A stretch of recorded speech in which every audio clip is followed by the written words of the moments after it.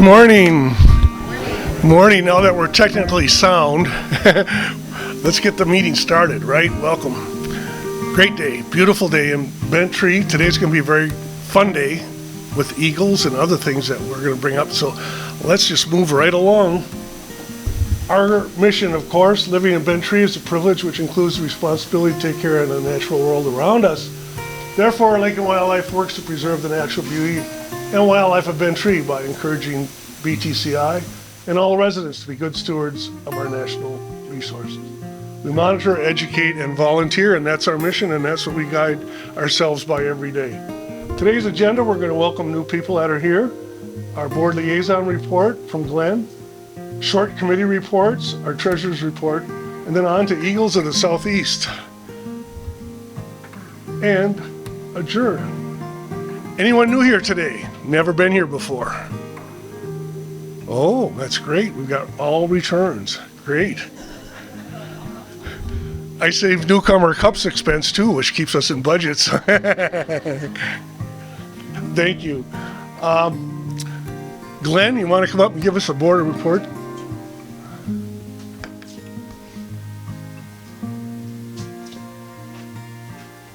Well, the board did not meet in July, so we didn't do anything to you. So just give you some updates. The dredging is going as we hoped it would. They're hoping that in the next 3 weeks they'll finish dredging at the beach area. So at that point we'll be able to open up the beach again, and then they'll be moving over to the marina area. Also, the next 2 weeks they're going to be working on Goose Island. So all of those of you who wanted to start a Save Goose Island campaign, you're too late. I'm really curious as to how they're going to do that, so that should be entertaining. Also, we've decided to go ahead with the paving of Little Pine Road this year. Originally, we had scheduled it, but then we canceled it out of fear that all the dump trucks would destroy what we just did, but now that apparently has been abated. And Jim Pryor is talking with 4 companies, getting bids from 4 companies to do the paving. This would be Little Pine from the front gate to the tavern. And depending on the price, we also may pave the parking area at the beach. So we're expecting to get the bids in a couple of weeks, and we'll see how they are. We'd also originally concerned because of the high price of gasoline that would jack up the price of asphalt, but apparently these contractors have prices locked in long term, so that's not going to be a factor. We have 3 candidates for the board opening. Caron Peck had to resign from the board, so we have 3 people who have applied for it. We're going to be interviewing them and making a decision later this month. And also we have 2 openings for the board terms that start in January. And I'm looking out here and I see a lot of people who would make really good board members. So please consider it when we will be announcing the application process in a couple of months. Please consider it. Other than that, the CPI index went up 3.2%. That's what we will base for the assessments for next year.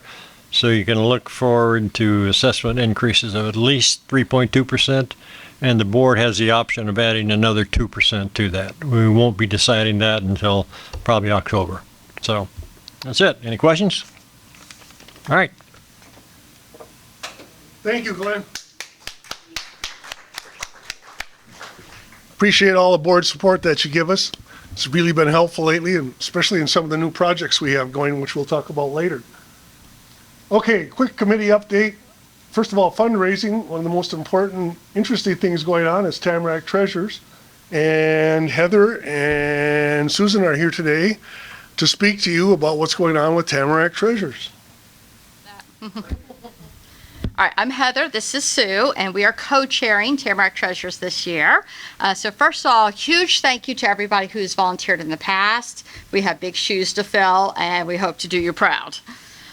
We have flyers that are going out in the Friday news and in the Wildlife Wednesdays. Those flyers have all the information for donation dates. and our and the actual event itself. So we're going to be here today. Off to the side after the meeting, we need volunteers to help us out. If you've never worked Tamarack Treasures before, that's totally fine. We're new. So we're looking for new people to help out. If you've done it before, you have enjoyed it, want to come back, we'd love to have you back as well. And it's the biggest fundraiser for Lake and Wildlife, and so we're just hitting the ground running and trying to do you guys proud and make it another successful year. Sue, what have I missed? We do have our first collection date coming up on August the 15th on a Saturday. We had a lot of feedback about having too many collection dates during the week, and we do have a lot of working folks still in Bentry, so we're trying to accommodate as many Saturday collection dates as possible.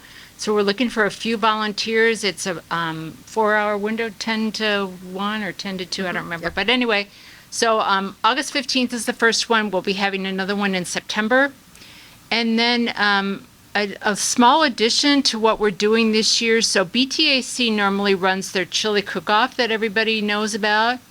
This year, they're only going to occupy this floor of the building, with exception to their open bar, and they're doing a charcuterie upstairs. So they've generously offered for us to be able to take over the dining room. So we're going to do what we'll call a Tamarack teaser on that day. So we're going to set up a couple of tables, a table for each department to kind of give you just a little sampling of what we do sell, and hopefully we'll sell some things on that day. So Tamarack teaser on September 19th is going to run from 12 to 4. So that's something to look forward to, and you should see that popping up in the BTAC notices coming up. And then, of course, the sale is the November 14th and 15th, and we will have collection days every single day leading up to that sale. So save your stuff, bring it to one of the early collections, pass the word to all your neighbors. I know a lot of people are saying they didn't want to hang on to anything much longer, so we did decide to do a few early collection days just to accommodate those folks. So the 3 ways you could contribute are to donate, volunteer, and shop. And so as far as volunteering goes, we've got 2 people per section. So grab a friend, say, hey, let's go work the sports and hobbies section. All right, the 2 of you just hang out. You'll be, have a lot of autonomy in those sections as far as, pricing, sales. I've even bought, remember Kmart and the blue light specials? Yeah. We're bringing it back. I got a blue light. I'm going to be walking around on the last day, and if the blue light pops up in a department, then everything in that department is going to be on super sale while the blue light's on. We're just trying to make it fun and interesting, but absolutely grab a friend, pick a department, sign up, and I guarantee you'll make some friends and have a lot of fun. All right, we'll be here for questions. If anybody has questions or wants to get their name on the volunteer list early, please help us out. Thank you. All right.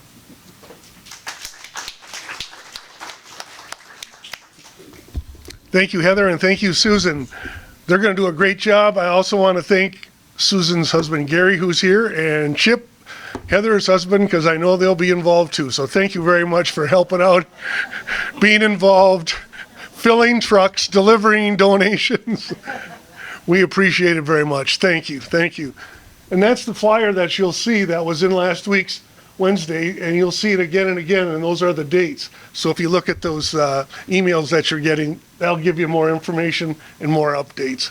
Thanks again, and we appreciate your help and look forward to a good Tamarack Treasures this year, especially the teaser. That was a nice gesture from BTAC to Via Miguel and Musette that they partner with us on that. And I think you'll see more of this partnership as we go down the road. It's just great. Okay. We're going to go to Lake and Streams. Yeah, that's a big fish, isn't it? Yeah. If Huff was here, he would know who that is, but I do not know. And he asked me not to reveal names, so I won't do that. But the fishing has been great. That's a largemouth, and on both of them. And oops. But also, I wanted to show you the picture of the streams too, because the streams are open, clear, and they're doing very well. The pH and the DO are just great. Dissolved oxygen pH is up. It's warm. There's very little water running through, so you're getting higher readings in conductivity, but alkalinity is real high, 30, 40, 50, which is so great because that means it's recovering and turning and making good stuff out of the bad. Andy's not here today, but he asked me to say thank you again for the spring planting. That was a great success. Some 25 people showed up to help plant all over, and it was great to see that. And the front looks great, the front gate looks great, admin, and the rear gate. Wildlife. Very quickly, Miguel is in Portugal, and he took Eldon with him and Linda. So they're having a wildlife conference over there. Yeah, wildlife. There you go. That's, yeah. The birds and bees too, and all that. But what did I say? Oh, it's a fun morning. It's a great day. If you can't smile and laugh, right? All right. But Miguel did send me a report. He did not send it via Spain, so that way he didn't get stuck with all the Moroccans that they had coming in to visit him. So he said they're not going south, they're not going east, they're staying right where they are. But Miguel had a meeting with his wildlife group and committee and subcommittee, and they've gone out and did some monitoring and watching and looking, and he's going to come back with some reports on that when he gets back. But he's feeling good that the committee is working with Michael Corey and safety on what they're doing regarding the wildlife populations here and where they're going. As you all know, the fawns are aplenty. There's doubles and triplets, and they're running all over the road, chasing mom. Mom's chasing them. The dogs are barking. They're running all over. So just be careful not to hit them with your car or golf cart. And of course, you all know, I've seen all the pictures, there's a lot of bears, and there's a lot of bears that have had triplets. And I had them in my front yard the other day, and they were playing and jumping, going up in trees, falling out of the trees, just having a ball. But I think we have to be careful again that we stand back, give them space, keep the dogs on a leash, and we'll all be a lot safer. Hogs. I know some of you are aware, way up on Denny Ridge, there's been a lot of hogs up there on the edge of the Bentry property and Young Life. And Michael Corey and his team and others have been doing a really good job up there working with the community and with the residents to find times to get those hogs and get them out. And they're having some good success up there. And I know last year, I think I mentioned earlier that between us and Young Life, there was over 180 hogs taken out. Yeah. It's a lot of hogs up there, and they're coming around up from Big Canoe and over, and so they're doing a great job of notifying the residents. The residents are helping with their cameras and things. So I think that's just an example of what can be done on any population that just needs to be culled. Geese are on the lake. We know that. There's about 10, 20 that fly in and out. That's one good thing about the dredging because it's forced them out. They don't like it. I've seen them over in a quarry, and they just keep bouncing around, but they are managing them. They're beacons that are out. They're doing other things too to keep the geese population down. Miguel just mentioned that he's working on communications too to give this information to the community in a way that we can to let them know what we're doing. Not that, I don't see anything, there's just more of them and they're just getting terrible, they're eating all my plants.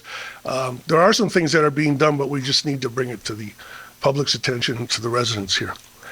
And other than that, he said he will keep Eldon in line on Portugal. So that's a full-time job. We mentioned the fishery.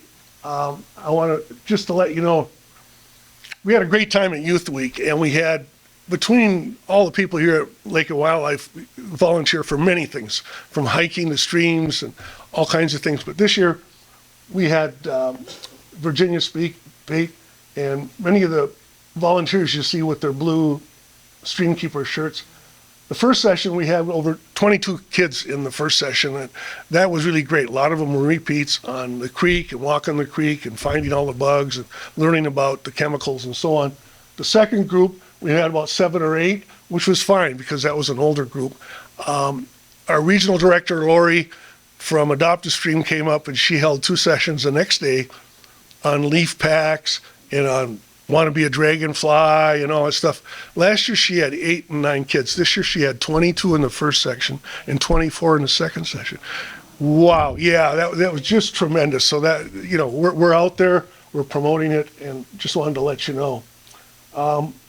Now, let's go to communications. Again, oh, Miguel, thank you.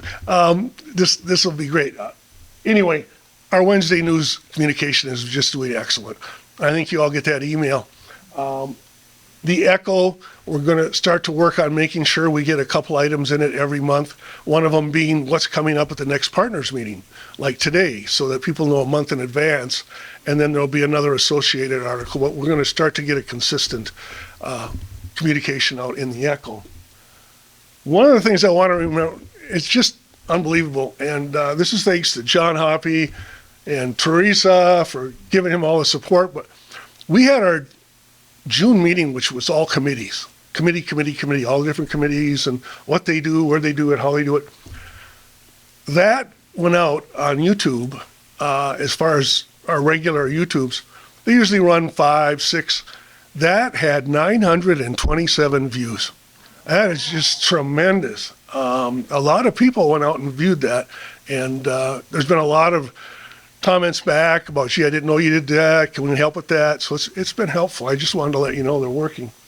Beach Improvement Project, again, that's Andy, who's out along with Miguel, and they're moving forward along with that. There was a conference call and also a video call that we had regarding the beach and moving forward on improvements around it, which are very slim right now with the dredging going on. Special events is just slow right now. Bonnie, thanks for all you did for the fish fry. And thanks for all your volunteers. Thanks so much. It was a great event, a lot of fun, easy peasy, right? They even made some money for us. And I think that is fantastic with all the people that we had that came to the fish fry. Trails, I'm going to move on quick. Beaver Run. There's been a lot of repairs over there. Beaver Run comes down, and then as it goes towards the lake, towards another Goose Island, so to speak, that's down there. But it all got backed up with some recent rains, and it created 2 streams to go to the lake. And all of that backed up, as you can see over here on the right, or on your left. And so when we were out doing stream work and so on, Mason and I noticed that, and he went and got together with Stephanie, of course, his wife, but he got James Smith to go and another guy, and they went and cut that all out. They cut that all out, moved it up, moved it to the left, so the stream will run just one stream to the lake and let all that silt go through, because it's no good if it backs up, because then it just comes out in one batch and deposits. You need constant flow, which you get off Beaver Run. So it's working. We're going to get to the Treasures report in just a second. Let me just see what else. Oh, we can't forget habitat conservation. Barb has been doing a tremendous job, and Barb's got a few things she just wants to mention. I told her she had to speak loud because she doesn't like to come up here. But go for it, Barb. I've been trained admin, the garden area there, garden beds. That's been in work for like 3 years, and it's ready with native grasses that can be propagated. So if anyone has a lot of skill, contact us, email us, and I can meet you at the admin garden and get some native grasses started in your area. Native grasses, they beat silt. They really do. They're stronger. The greenhouse contract is done with Mr. Miller. So I plan on 600 first-year flowering perennials to be available in the spring. They'll be small for next year, but milkweed, 2 coreopsis, some cardinal flowers. These are all going to be hand-grown by me, by seed, so you know that they're wildlife friendly. No pesticides, you'll have caterpillars, birds benefiting from your garden. You can look to Nature Spot now for new articles on how to support a living garden in fall. Fall is kind of like the not popular season. A lot of things have went to seed. You'll start seeing spider webs. But you know, how do I tell a spider web from a cocoon, from a moth cocoon? We want the moths. You know, that's where they're going to start overwintering and doing their life cycle in the fall. So just a little recognition there for the importance for fall and supporting what we want here. Great.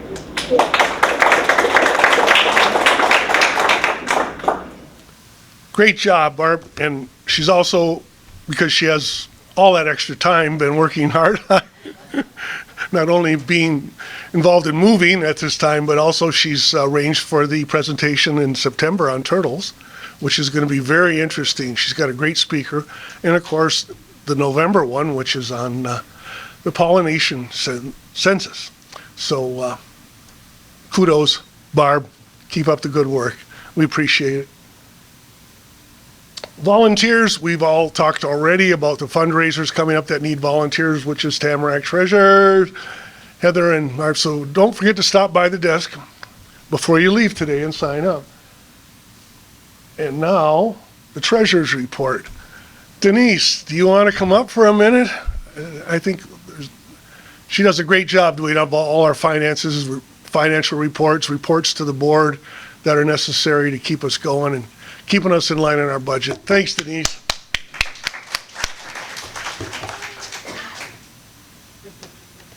So we're doing very well because of the change in the schedule with Tamarack Treasures. Our committees have not been spending as they might normally spend. We've decided early in the year that we would be conservative until Tamarack Treasures came on board, not knowing what our revenue sources would be. So right now, we're doing very well. We're still healthy. We started out the year a little over 23,000, and currently we're at about almost 25,000. So we're managing, and some of the committees also have things that are, I'd say, at the back of the year loaded that we'll be spending on some other things. But so far, all is good. Thank you very much for your generosity and your donations and your time. So thank you.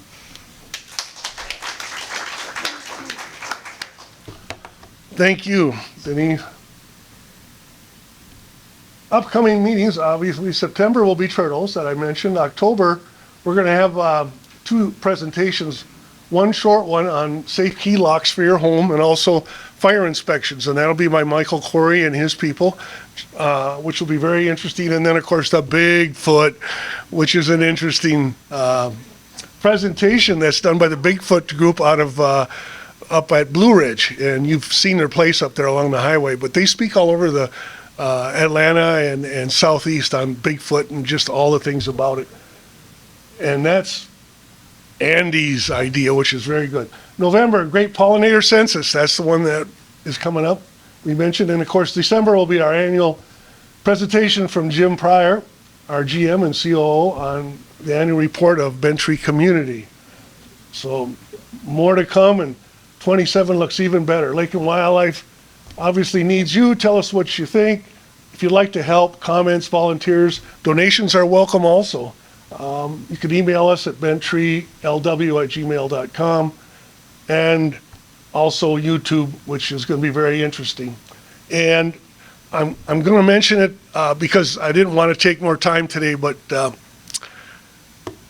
John Hoppy did a great job of condensing this 60-page book and history that was put together, and we found and want to keep, and we digitalized it and put it into a presentation and saved all the photos. And John did it at a very, very reasonable price for us, which is unbelievable.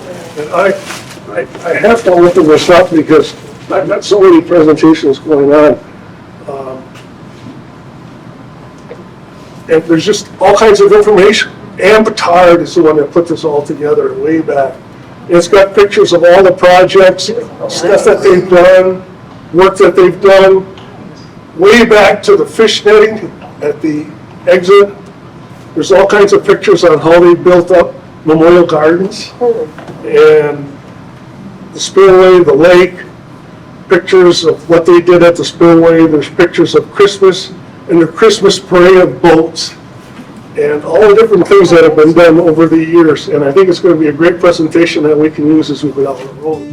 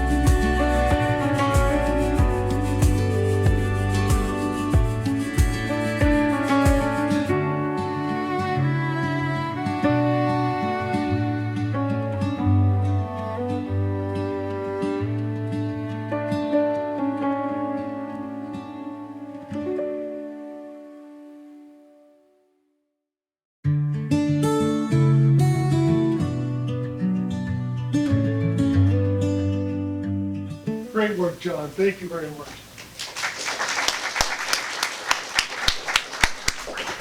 And you'll see that on YouTube in the coming week. Or two. Yeah, it's great, yeah.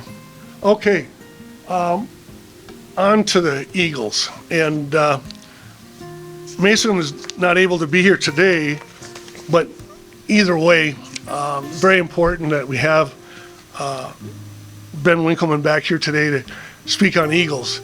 Ben was the snake charmer a couple years ago, if you remember that, when we had the live snakes. Yeah, by popular demand, Ben and Sarah, we appreciated that and welcome you back. For those that don't know, Ben Winkleman is the director of the Roland Floyd Eco Center, and he's going to talk to us about the bald eagle comeback in the southeast U.S., as well as the bald and gold eagle restoration efforts. And also, he's handled that as part of his time as a wildlife biologist with Georgia Department of Natural Resources. So from participating in aerial surveys to working in hacking towers, right? And he'll explain what that is. Ben had a front row seat to eagle restorations all over in Georgia. His and this unique and knowledgeable perspective and grounds himself and presentation in history while looking at the present and the future of eagles. So if you will welcome Ben, and I will get his presentation up and ready.